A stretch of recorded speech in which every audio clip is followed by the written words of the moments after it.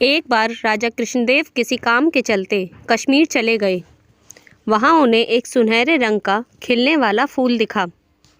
वो फूल महाराज को इतना पसंद आया कि वो अपने राज्य विजयनगर लौटते समय उसका एक पौधा अपने साथ लेकर आ गए।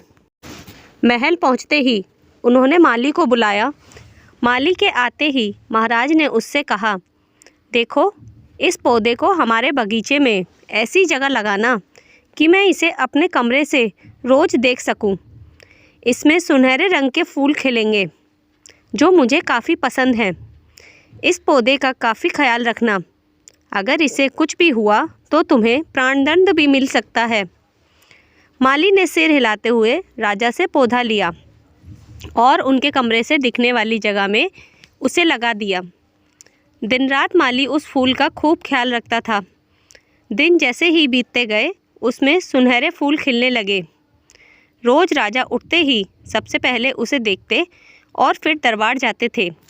अगर किसी दिन राजा को महल से बाहर जाना पड़ता था तो उस फूल को ना देख पाने के कारण उसका मन दुखी हो जाता था। एक दिन जब राजा सुबह उस फूल को देखने के लिए अपनी खिड़की पर आए तो उन्हें वो फूल दिखा ही नहीं। तब उन्होंने माली को बुलवाया। महाराज ने माली से पूछा, वो पौधा कहाँ गया?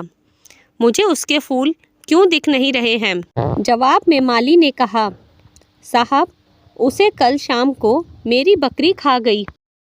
इस बात को सुनते ही उनका गुस्सा 7वें आसमान पर पहुंच गया। उन्होंने सीधे राजमाली को 2 दिन बाद मौत की सज़ा सुनाने का आदेश दे दिया। तभी वहां सैनिक आए, उसे जेल में डाल दिया। माली की पत्नी को जैसे ही इस बारे में पता चला, वो दरबार में राजा से फरियाद करने पहुंची।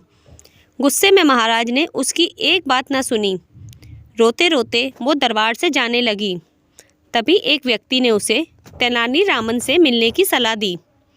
रोते हुए माली की पत्नी ने तेनालीराम को अपने पति की मिली मौत की सज़ा और उस सुनहरे फूल के बारे में बताया। उसकी सारी बात सुनकर तेनालीराम ने उसे समझा बुझाकर घर भेज दिया। अगले दिन गुस्से में माली की पत्नी उस सुनहरा फूल खाने वाली बकरी को चौराहे में ले जाकर डंडे से पीटने लगी। ऐसा करते करते बकरी अधमरी हो गई। विजयनगर राज्य में पशुओं के साथ इस तरह का व्यवहार करना मना था। इसे क्रूरता माना जाता था। इसलिए कुछ लोगों ने माली की पत्नी की इस हरकत की शिकायत नगर कोतवाल को कर दी। सारा मामला जानने के बाद नगर कोतवाल के सिपाहियों को पता चला कि यह सब माली को मिले दंड की वजह से वो गुस्से में कर रही है। ये जानते ही सिपाही इस मामले को दरबार में लेकर गए। महाराज कृष्णराज ने पूछा कि तुम एक जानवर के साथ इतना बुरा व्यवहार कैसे कर सकती हो?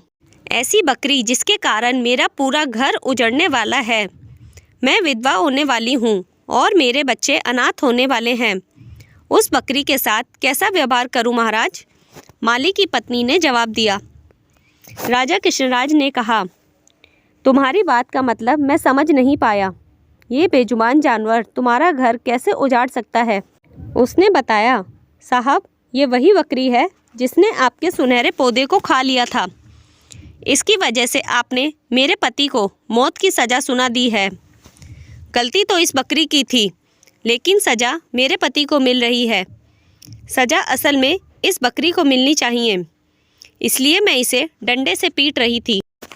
अब महाराज को यह बात समझ आई कि गलती माली की नहीं बल्कि बकरी की थी। यह समझते ही उन्होंने माली की पत्नी से पूछा कि तुम्हारे पास इतनी बुद्धि कैसे आई कि इसका इस तरह से मेरी गलती के बारे में समझा सको।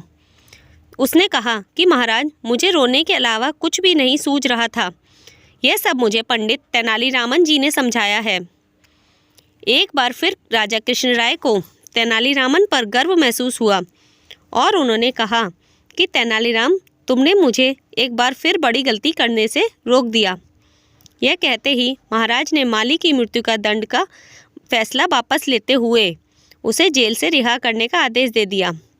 साथ ही तेनालीरामन को उनकी बुद्धि के लिए 50,000 स्वर्ण मुद्राएं उपहार के रूप में दी।